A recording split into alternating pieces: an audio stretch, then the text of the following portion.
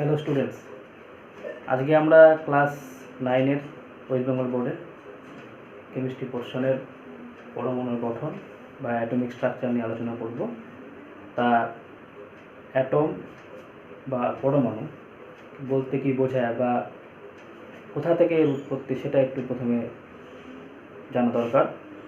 তা আমি তোমাদেরকে বলছি যে ভিডিওটা প্রথম থেকে শেষ পর্যন্ত খুব ভালো করে দেখবে, তাহলে তোমরা এই পরমাণুর গঠন বা অ্যাটমিক স্ট্রাকচার সম্পর্কে একটা ভালো ধারণা পাবে।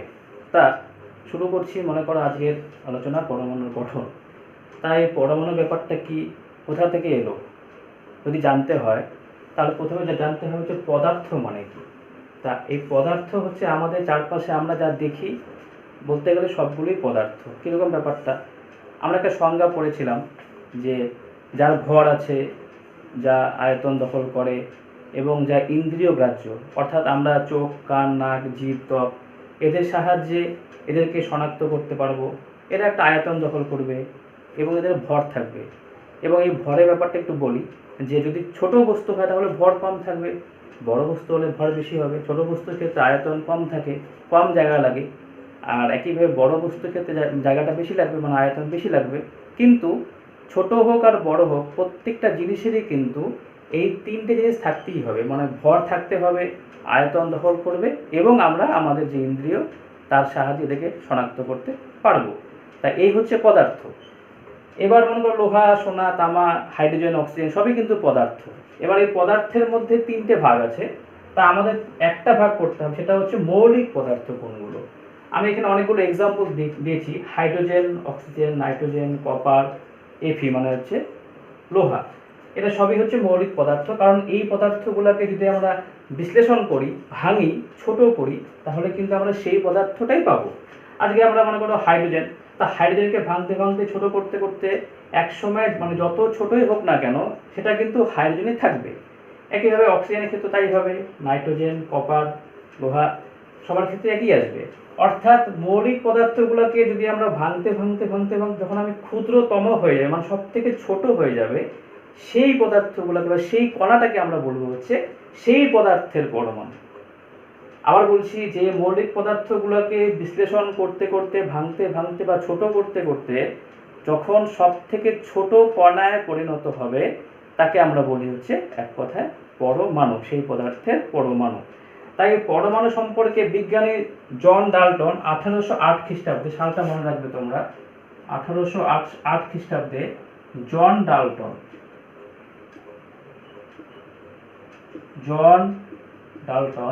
প্রথম একটা ধারণা দিয়েছিলেন। তিনি বলেছিলেন যে পরমাণু হচ্ছে অবিভাজ্য, মানে পরমাণু হচ্ছে মৌলিক পদার্থের সব থেকে ছোট কণা। এটাকে কিন্তু কোনো অবস্থাতেই আর তুমি ভাঙতে পারবে না। কিন্তু তারও পরবর্তীকালে আরও বিভিন্ন বিজ্ঞানীরা কি প্রমাণ করলেন, যে না, পরমাণু অবিভাজ্য হতে পারে, কিন্তু পরমাণুর মধ্যেও আরও তিনটে কণার অস্তিত্ব পাওয়া যায়, এদেরকে আমরা বলি মৌলিক কণা। সেই কণাগুলো কি কি? সেই কণাগুলো হচ্ছে, একটা হচ্ছে ইলেকট্রন, একটা হচ্ছে প্রোটন, একটা হচ্ছে নিউট্রন। এই তিনটে কণা তোমরা পড়বে, ইলেকট্রন, প্রোটন এবং নিউট্রন। এবং এই ইলেকট্রন, প্রোটন এবং নিউট্রন হচ্ছে পরমাণুর ভেতরে অবস্থান করবে। এখন প্রশ্নটা হচ্ছে কে কোথায় থাকবে। এই যে কণাগুলোর নামগুলো বললাম, প্রথমে বললাম হচ্ছে ইলেকট্রন,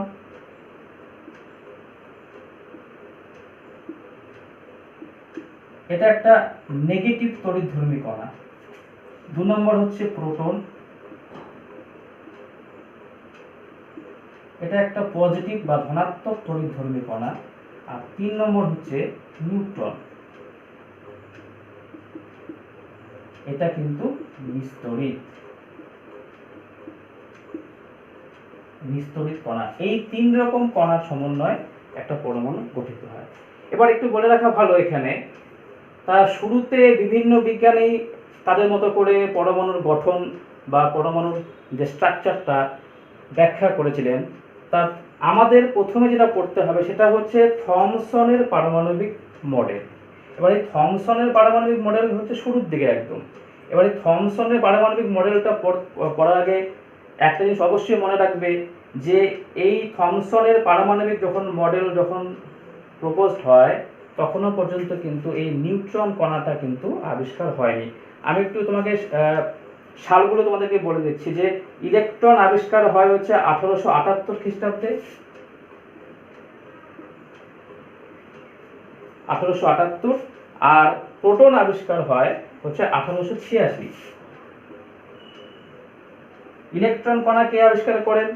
ইলেকট্রন কণা আবিষ্কার করেন ওই বিজ্ঞানী হচ্ছে থমসন, যার পুরো নাম হচ্ছে জে থমসন, ইলেকট্রন আবিষ্কার করেন।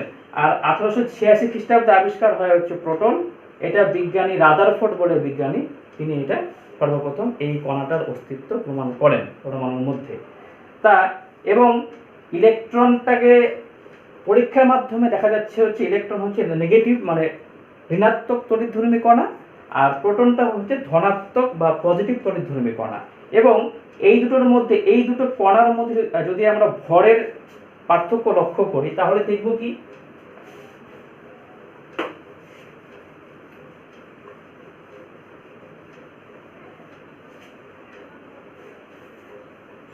তাহলে আমরা দেখব হচ্ছে যে একটি প্রোটনের ভর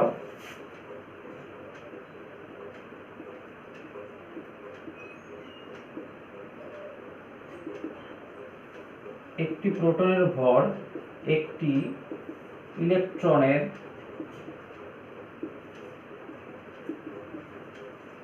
ভরের প্রায় 1836 গুণ বেশি।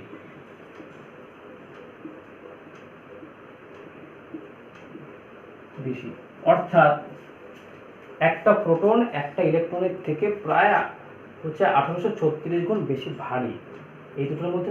তার মানে ইলেকট্রন কিন্তু খুবই হালকা কণা, আর প্রোটনটা কিন্তু ইলেকট্রনের থেকে অনেক বেশি ভারী কণা। আচ্ছা, এবার আমরা চলে আসছি হচ্ছে আমাদের আজকের প্রথম যেটা পড়তে হবে সেটা হচ্ছে থমসনের পারমাণবিক মডেল। অর্থাৎ এই প্রোটন এবং ইলেকট্রনের এই পরমাণুটার মধ্যে কোথায়কার অবস্থান হবে সেই সম্পর্কে প্রথম ধারণা বিজ্ঞানী থমসন দিয়েছিলেন। সেটা হচ্ছে দেখতে অনেকটা এরকম হবে, একটু ভালো করে খেয়াল করবে যে তিনি বলেছিলেন যে এই যে লাল বলটা দেখা যাচ্ছে বলের মতোটা, এটা হচ্ছে পরমাণুর হচ্ছে ধনাত্মক অংশ। তার মানে এই পুরোটার অংশের মধ্যে থাকবে হচ্ছে পরমাণুর প্রোটন। আর এখানে এই যে দেখো সবুজ দিয়ে ইন্ডিকেট করা আছে, এগুলো হচ্ছে ইলেকট্রন। এটা কিন্তু সর্বপ্রথম বিজ্ঞানী থমসনের পারমাণবিক মডেল, থমসন এটা প্রথম বলেছিল। এবার এই মডেলটা খুব বেসিক মডেল, এবং এখান থেকে এটা অনেকটা ভালো করে খেয়াল করে দেখবে এখানে আরো দুটো নাম দেওয়া আছে। একটা হচ্ছে পাম পুডিং বা ওয়াটারমেলন মডেল বলা হয়। আমরা ওয়াটারমেলন মানে সবাই জানি তরমুজ, ঠিক যেমন তরমুজের মধ্যে যেমন বীজগুলো ছড়ানো থাকে চারদিকে, একটু ভালো করে খেয়াল করে দেখবে এই রাউন্ডটার মধ্যেও কিন্তু এই ধরনের কিছু সবুজ বীজগুলো ছড়ানো আছে। তাই এটাকে বলা হয় ওয়াটারমেলন মডেল, বা এটাকে পাম পুডিং বলা হয়। এবার পাম পুডিং মানে কি? পাম পুডিংটা হচ্ছে, পুডিং ধরানো এক ধরনের কেক, আর পাম বলতে মনে করো কিসমিস। তাই যেমন আমরা থাকে না কেকের মধ্যে কিসমিস ছড়ানো অবস্থায় যেমন দেখতে লাগে চতুর্দিকে, ঠিক এই মডেলটা কিন্তু দেখতে ওই ধরনেরই। তার জন্যই কিন্তু এই থমসনের যে পারমাণবিক মডেল একে বলা হয় হচ্ছে পাম পুডিং বা ওয়াটারমেলন মডেল। এই ধরনের কোশ্চেন কিন্তু পরীক্ষায় আসে যে পাম পুডিং মডেল বা ওয়াটারমেলন মডেল বলতে কি বুঝি বা যে কেন বলা হয়। কারণ যদি তোমাদের বলা হয় যে থমসনের মডেলকে পাম পুডিং বা ওয়াটারমেলন মডেল কেন বলা হয়, তখন তোমরা কি বলবে যে এটা তরমুজের মতো দেখতে হচ্ছে, এবং এই তরমুজে যেমন বীজ থাকে ঠিক সেরকমই এই পরমাণুর যে ধনাত্মক অংশের মধ্যে এরকম মনে করো জায়গায় জায়গায় বিভিন্ন ইলেকট্রন থাকে, অর্থাৎ বিভিন্ন বীজ ছড়ানো থাকে। তাই এই পুরো মডেলটাকে আমরা বলি হচ্ছে ওয়াটারমেলন বা পাম পুডিং মডেল। এটা হচ্ছে 1898 সালে এই থমসন এটা প্রথম করেছিল। ভালো কথা। এবার এই মডেলটা কার্যকরী হয়নি কেন, বা এটার কিছু ভুল ত্রুটি ছিল এই কারণে যে পরবর্তীকালে যখন আরও কিছু ডেভেলপ করলো তখন আমরা দেখতে পাবে তোমরা যে এইভাবে ইলেকট্রন পরমাণুর মধ্যে অবস্থান করে না। তার জন্য এটাকে কিন্তু বাতিল করে ঘোষণা করা হলো। এবার যেটা পরের মডেল সেটা হচ্ছে আমাদের খুব নামকরা একজন সায়েন্টিস্ট রাদারফোর্ড। এবার এই রাদারফোর্ডের মডেলটা পড়ার আগে তোমাদেরকে একটু একটা জিনিস জানতে হবে, সেটা হচ্ছে যে তেজস্ক্রিয়তা কি। তেজস্ক্রিয়তা হচ্ছে একটা কি জিনিস আমি একটু বলে দিই আগে। তাহলে বুঝতে পারবে তোমরা। যে মনে করো ফরাসি বিজ্ঞানী, সালটা খেয়াল রাখবে যে 1896 সালে ফরাসি বিজ্ঞানী হেনরি বেকারের, ফরাসি বিজ্ঞানী হেনরি বেকারের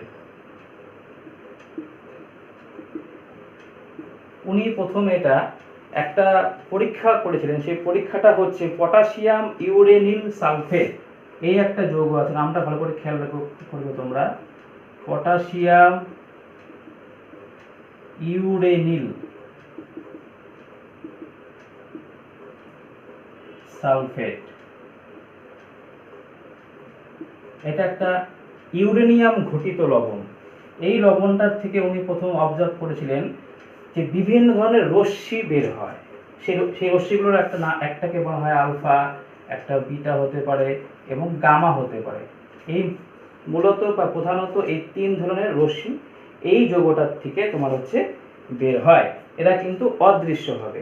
এবার এই যে আলফা লিখলাম, এই আলফা রশ্মিটা কি? আলফা রশ্মিটা হচ্ছে, বা আলফা কণাও বলতে পারো, এটা হচ্ছে অ্যাকচুয়ালি হিলিয়াম 2+ আয়ন। এটাকে আমরা বলি হচ্ছে আলফা কণা। এই তেজস্ক্রিয় রশ্মিটা আবিষ্কার হওয়ার পরে বিজ্ঞানী রাদারফোর্ড একটা পরীক্ষা করেছিলেন, যাকে বলা হয় হচ্ছে রাদারফোর্ডের আলফা কণা বিচ্ছুরণ পরীক্ষা। এবং এটা করার জন্য কি করা হয়েছিল? রাদারফোর্ড একটা পাতলা সোনার পাত নিয়ে এই পরীক্ষাটা করেছিলেন। আচ্ছা, সেটা হচ্ছে এই সোনার পাত, পাতলা সোনার পাত, এটা ভীষণই পাতলা ছিল। তার ব্যাসটা হচ্ছে 0.0004 মিলিমিটার। বুঝতেই পারছো, খুবই পাতলা একটা সোনার পাত। প্রত্যেক পদার্থের মধ্যে পরমাণু থাকে। এই সোনার পাতের মধ্য দিয়ে, পাতলা সোনার পাত, তার মধ্য দিয়ে উনি আলফা কণাকে পাস করেছিলেন, মানে যেতে দিয়েছিলেন। এবার এই আলফা কণাগুলো হচ্ছে যে +2+2 করে করা আছে, আমি একটু আগে বললাম, এটা কিন্তু সবগুলোই কিন্তু হিলিয়াম 2+ আয়ন সমন্বিত কণা। এবার যেহেতু পরমাণুর মধ্যে আমি বললাম একটু আগে যে নিউট্রন এখনো পর্যন্ত আবিষ্কার হয়নি, বাকি দুটো যে কণা ইলেকট্রন এবং প্রোটন, ইলেকট্রনটা হচ্ছে নেগেটিভ তড়িৎধর্মী, প্রোটনটা হচ্ছে পজিটিভ তড়িৎধর্মী। এবার এটা হচ্ছে একটা পরমাণু, একটা ছবি দেওয়া আছে মনে করো গোলাকার। এবার এই পরমাণুটার মধ্য দিয়ে যদি আলফা কণাকে পাস করানো হয় বা স্ট্রাইক করানো হয়, তাহলে অনেকগুলো ঘটনা ঘটে। এই ছবিটাকে ভালো করে তোমরা দেখবে, এখানে লেখাই আছে রাদারফোর্ডের আলফা কণা বিচ্ছুরণ পরীক্ষা। এবার এই যে কণাগুলো যাচ্ছে হিলিয়াম 2+ আয়ন বা আলফা কণা কিন্তু এক ধরনের ধনাত্মক কণা, ভালো করে খেয়াল করবে।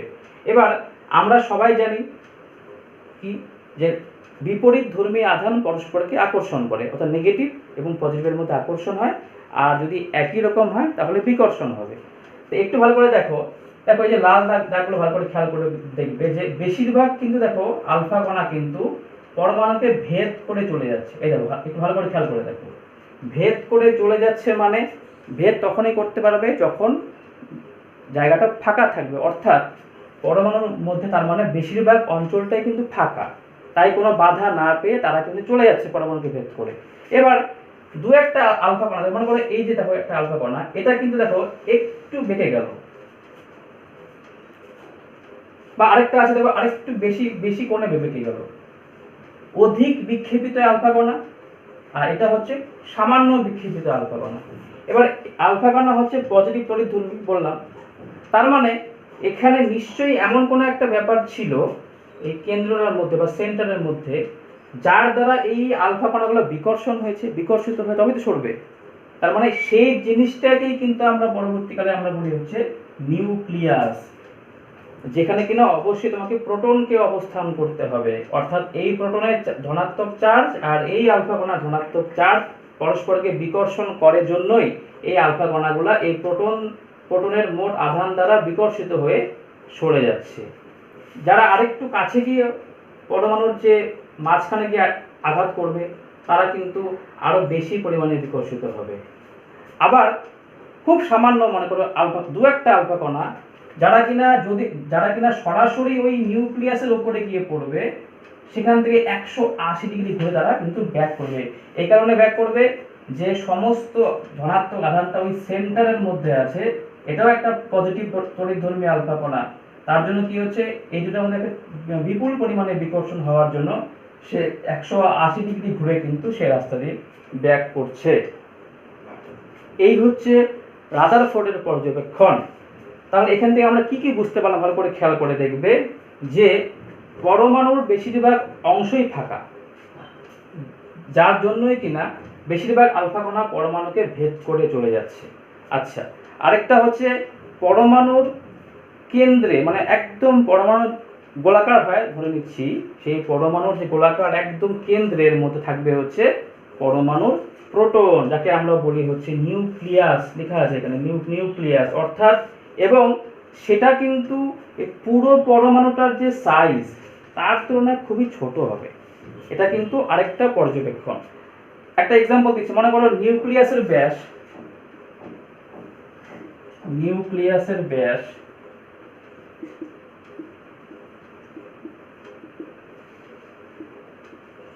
নিউক্লিয়াসের ব্যাসের মান হচ্ছে 10⁻⁻13 সেন্টিমিটার, আর পরমাণুর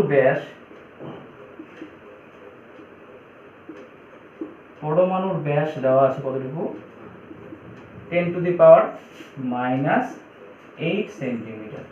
ব্যাস বলতে কোনটাকে বুঝি আমরা, যে কোনো বৃত্তাকার জিনিসের এটাকে বলা হয় হচ্ছে ব্যাস। তা বুঝতেই পারছো যে নিউক্লিয়াসের ব্যাস, এটা হচ্ছে নিউক্লিয়াস, তার যে ব্যাস আর পুরো পরমাণুটার যে ব্যাস, তা নিউক্লিয়াসের ব্যাস তার মানে অনেক কম, অনেক ছোট পুরো পরমাণুটার তুলনায়। আর আরেকটা জিনিস পর্যবেক্ষণ করা গেল, সেটা হচ্ছে যে পরমাণুর সব থেকে স্থায়ী এবং সুস্থিত অংশ হলো পরমাণুর নিউক্লিয়াস, যেখানে কিনা প্রোটন কণাগুলি অবস্থান করে, এবং পরমাণুর বাইরে এরকম বিভিন্ন কক্ষপথ থাকে। এই কক্ষপথগুলোতে হচ্ছে ইলেকট্রনগুলো সবসময় প্রদক্ষিণ করে ওই নিউক্লিয়াসকে কেন্দ্র করে। তাই এটা হচ্ছে রাদারফোর্ডের আলফা কণা দ্বারা যে পর্যবেক্ষণগুলো পাওয়া যাচ্ছে তার উপরে ভিত্তি করে পরমাণুর গঠন সম্পর্কে একটা ধারণা। আচ্ছা, এবার তার মানে রাদারফোর্ডের পরমাণু গঠন বা পরমাণু মডেল অনুযায়ী হচ্ছে মেইনলি বা প্রধানত দুটি বিষয় আমরা জানতে পারি। সেটা হচ্ছে, একটা হচ্ছে পরমাণুর কেন্দ্রক থাকবে যাকে আমরা বলি নিউক্লিয়াস, আরেকটা অংশ হচ্ছে ওই পরমাণুর বাইরের বিভিন্ন কক্ষপথ যাকে আমরা ইলেকট্রন মহলও বলি। সেখানে বিভিন্ন কক্ষপথ থাকে এবং সেই কক্ষপথগুলোতে হচ্ছে ইলেকট্রনগুলো প্রদক্ষিণ করে।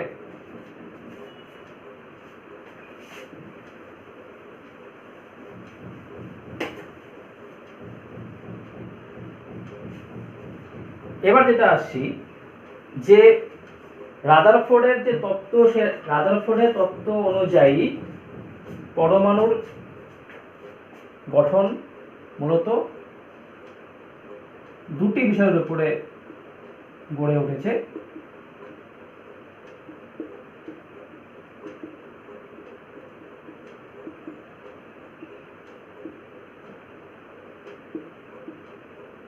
কি কি? একটাকে বললাম আমরা নিউক্লিয়াস,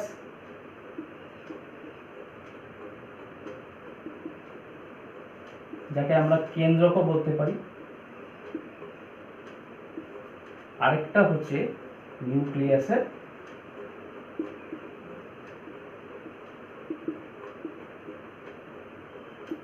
বাইরের অংশ।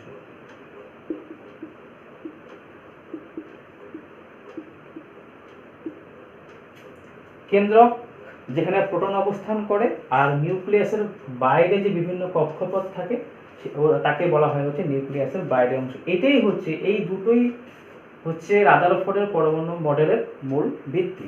এবার তাহলে এই মডেলটাও কিন্তু পরবর্তীকালে কিছু তোমার লিমিটেশন ছিল বা কিছু আমরা অসঙ্গতি লক্ষ্য করা গেছে। সেটা কেন হচ্ছে? কারণ এই রাদারফোর্ডের পরমাণু মডেলটা পুরোপুরি ঠিক ছিল না। এবার আমরা জানবো যে এই রাদারফোর্ডের পরমাণু মডেলের কি কি ত্রুটি ছিল।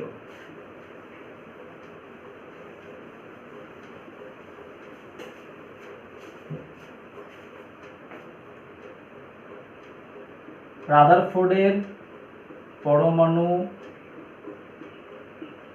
মডেলের ত্রুটি একটু ভালো করে খেয়াল করবে কি কি বলছি।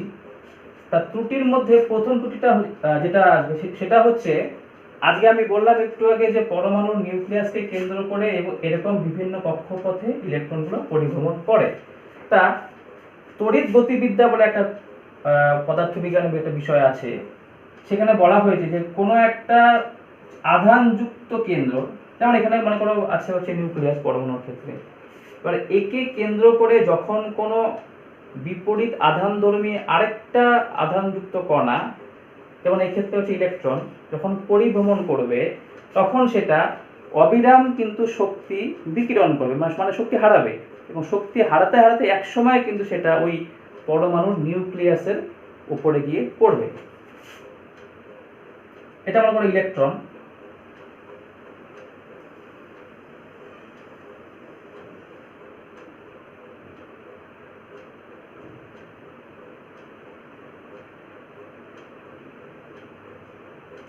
একটু ভালো করে খেয়াল করো, এটাও আধানযুক্ত কণা, এটাও আধানযুক্ত কণা, এটা নিউক্লিয়াস ধরে নাও, আর এটা হচ্ছে একটা বিভিন্ন কক্ষপথে ইলেকট্রন। তাই এই ইলেকট্রনটা কিন্তু যেহেতু আধানধর্মী কণা, এটাও আধানধর্মী কণা, তা ঘুরতে ঘুরতে কোনো এক সময় অবিরাম শক্তি হারাবে, এবং হারাতে হারাতে হারাতে হারাতে কিন্তু সেটা এক সময় ওই নিউক্লিয়াসের উপরে গিয়ে পড়বে।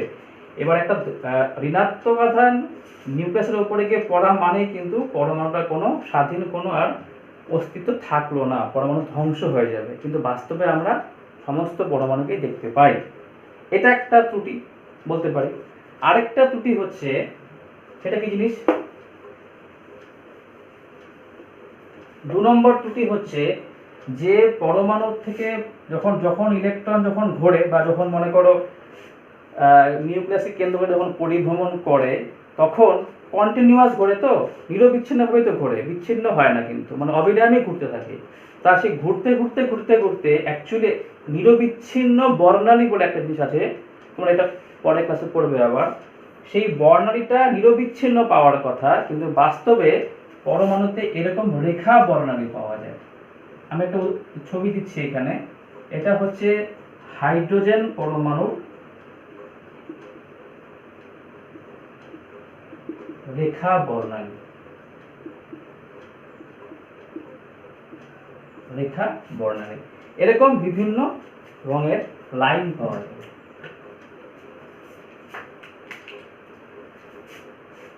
এরকম মনে করো লাল একটা হতে পারে, এরকম মনে করো একটা সবুজ হতে পারে,